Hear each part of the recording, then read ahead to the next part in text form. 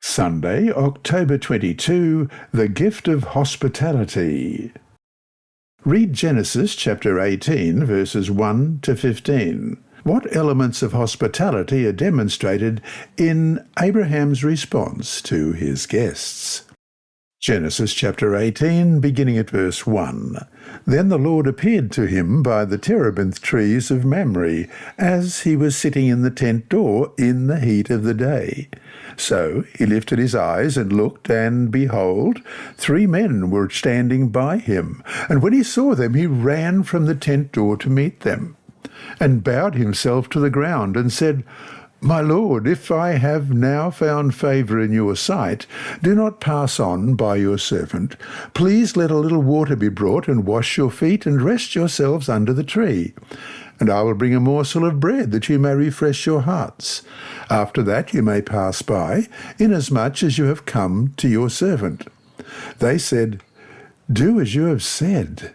So Abraham hurried into the tent to Sarah and said, Quickly, make ready 3 measures of fine meal, knead it, and make cakes. And Abraham ran to the herd, took a tender and good calf, gave it to a young man, and he hastened to prepare it. So he took butter and milk and the calf which he had prepared, and set it before them. And he stood by them under the tree as they ate. Then they said to him, Where is Sarah your wife? So he said, Here in the tent. And he said, I will certainly return to you according to the time of life, and behold, Sarah your wife shall have a son. Sarah was listening in the tent door, which was behind him. Now Abraham and Sarah were old, well advanced in age, and Sarah had passed the age of childbearing.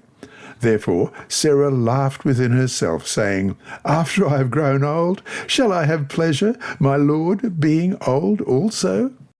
And the Lord said to Abraham, Why did Sarah laugh, saying, Shall I surely bear a child, since I am old? Is anything too hard for the Lord?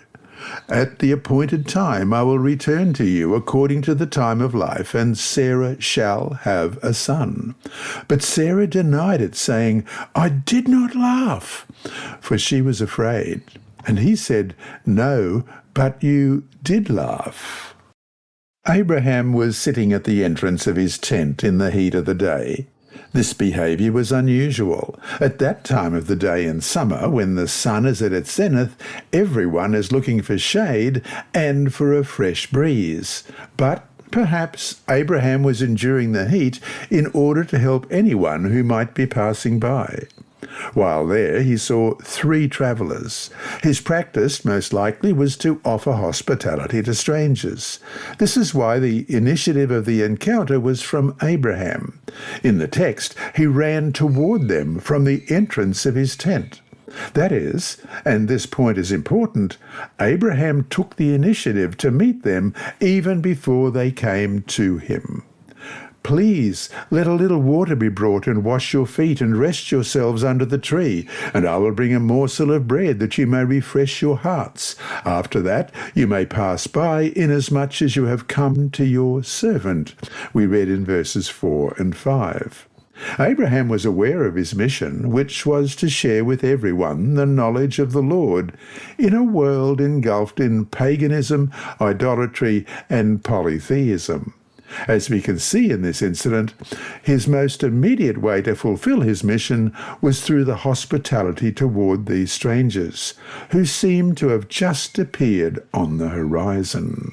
Meanwhile, Abraham's, as Ellen White writes in Education, page 187, great household consisted of more than 1,000 souls, many of them heads of families, and not a few but newly converted from heathenism. Such a household required a firm hand at the helm.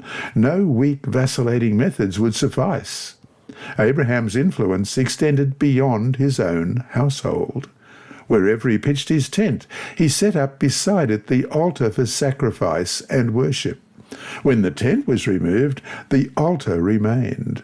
And many a roving Canaanite, whose knowledge of God had been gained from the life of Abraham his servant, tarried at that altar to offer sacrifice to Jehovah.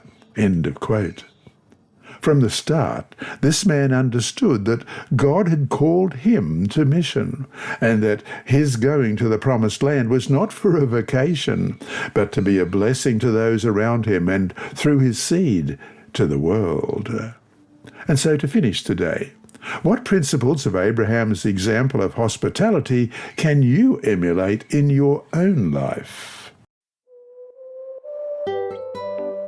You have been listening to a reading of the Adult Sabbath School lessons by Dr. Percy Harrold, and the inside story by his niece Sibylla. Apart from being provided free to those who are visually impaired, these audio lessons are available on the official General Conference Sabbath School and Personal Ministry app, on SoundCloud, Apple iTunes, and also on YouTube. Search for Percy Harrold Sabbath to find all of these. And remembering all the time that God is always faithful.